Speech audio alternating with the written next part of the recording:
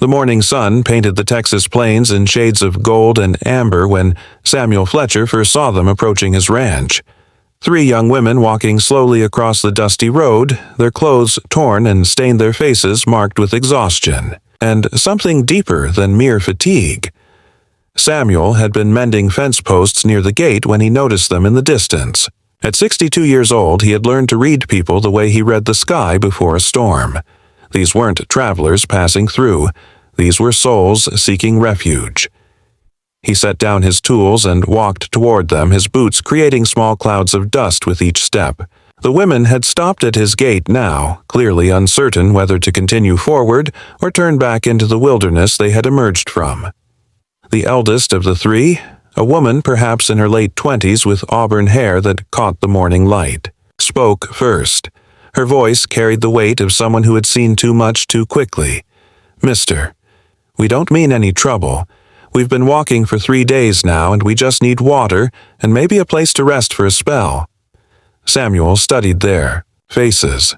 The second woman, blonde and slightly younger, held herself with the protective stance of someone ready to run at the first sign of danger.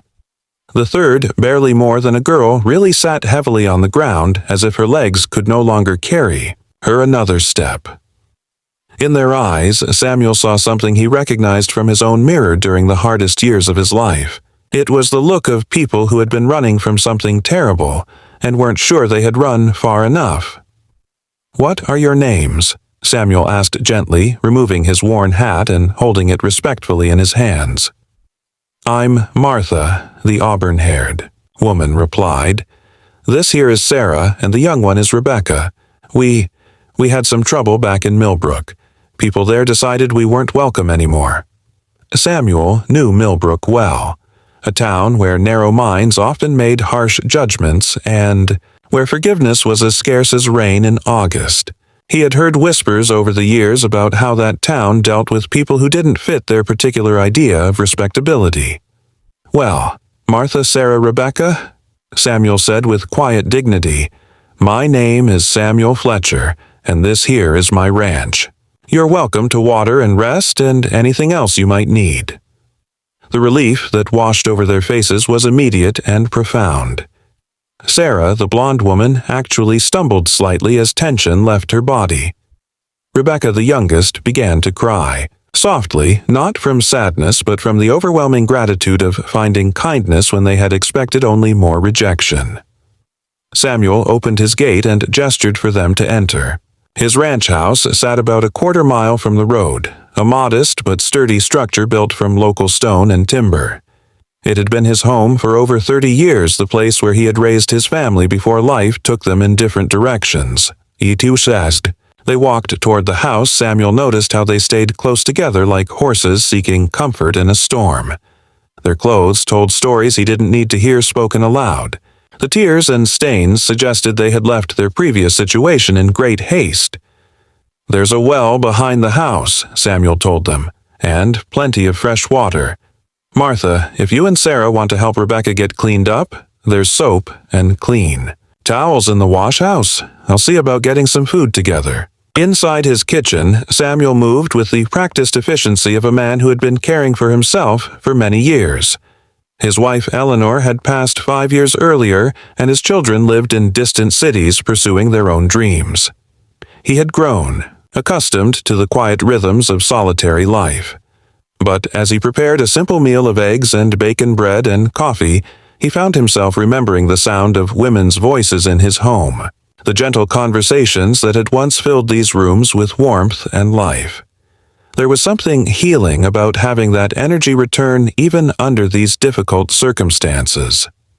When the women emerged from the wash house, they looked remarkably different. Clean and wearing some of Eleanor's old dresses that Samuel had quietly left for them, they carried themselves with renewed dignity. The transformation reminded Samuel of flowers after a long-awaited rain. They ate together at Samuel's kitchen table, a meal that began with hesitant politeness but gradually warmed into genuine conversation. Martha shared that they had been seamstresses in Millbrook working together in a small shop until certain accusations had made their lives impossible in that town. "The truth is, Mr. Fletcher," Martha said carefully, We made some choices that didn't sit well with folks there. Nothing criminal, mind you, just different from what they expected from women like us." Samuel nodded, understanding. In his years, he had learned that most people's troubles came not from being bad, but from being different in places that couldn't tolerate difference. "Well," he said simply, "what matters to me is how you conduct yourselves here and now. The past has a way of staying in the past if you let it." After the meal, as the afternoon heat began to build, Samuel showed them to the guest rooms in his house. He had maintained these spaces even after his family had moved away, perhaps hoping they would one day return for visits that came less frequently as the years passed. "You're welcome to stay as long as you need," Samuel told them. "There's plenty of work around here if you're interested in earning your keep. The ranch doesn't run itself, and I'm not as young as I used to be." That evening, as the sun painted the western sky in brilliant oranges and purples, Samuel sat on his front porch watching the women tend to his small vegetable garden.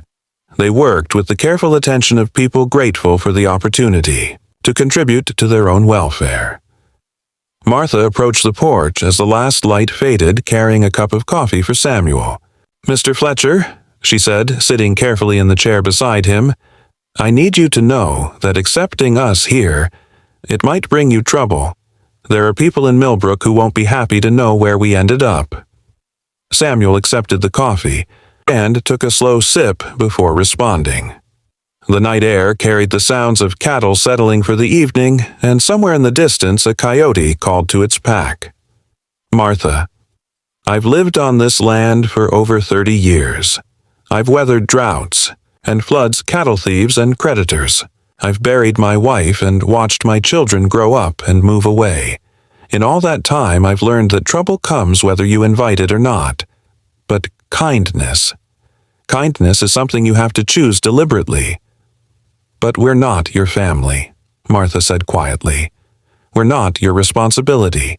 Samuel looked out at the vast expanse of his property, at the land that had sustained him through joy and sorrow alike. "Maybe that's exactly why this matters," he said. "Family loves you because they have to. Neighbors help neighbors because it's expected. But when you choose to care for strangers, that's when you discover what kind of person you really are." Over the following weeks, the three women integrated into the rhythm of ranch life with remarkable ease. Sarah proved to have an instinct for working with the horses, while Rebecca, despite her youth, showed surprising skill at maintaining the ranch's equipment and buildings. Martha naturally took charge of managing the household tasks, and Samuel found himself looking forward to meals that featured conversations and laughter. The ranch felt alive again in ways he had almost forgotten were possible. But their peaceful existence was disrupted one afternoon when a group of men rode up to the ranch gate. Samuel recognized the leader immediately. Sheriff Bob Morrison from Millbrook, a man whose concept of justice was often influenced by the opinions of the town's wealthier residents. "Afternoon, Sam," Morrison called out, though his tone carried no warmth. "Heard you might be harboring some fugitives out here." Samuel walked slowly to the gate, his demeanor calm but alert. Behind him he could see Martha, Sarah, and Rebecca watching. From the porch, their faces tense with worry. "I'm harboring 3 women who came to me seeking help, Bob. Last I checked, that wasn't against any law." Morrison shifted in his saddle, clearly uncomfortable. "Sam, these women are, well, they're not the kind you want around decent folks. They've been involved in activities that good Christian people find offensive." "What activities exactly?" Samuel asked, keeping his voice level. The sheriff's discomfort increased. "Well, ungodly behavior, Sam. Living together in ways that ain't natural. The decent women of Millbrook won't tolerate that kind of influence around their families." Samuel felt a moment of understanding wash over him. The nature of the women's persecution became clear, and with it his resolve strengthened rather than wavered. "Bob, I've known you for 15 years. You're a good man at heart, but you're letting fear and prejudice cloud your judgment.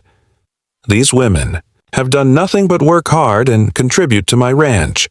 Whatever personal choices they've made aren't anybody's business but their own. Sam, you don't understand what this could mean for your reputation in the county. People talk and— Let them talk, Samuel interrupted firmly. I'm 62 years old, Bob. My reputation was built on treating people fairly and standing up for what's right. I'm not about to change that now. The standoff continued for several tense minutes. Morrison's men grew restless, but Samuel remained unmoved. Finally, the sheriff pulled his horse's reins and prepared to leave. This isn't over, Sam. There are people who won't let this stand. Maybe not, Samuel replied, but it's my land, and these are my guests. Anyone who has a problem with that knows where to find me. That evening, after the sheriffy,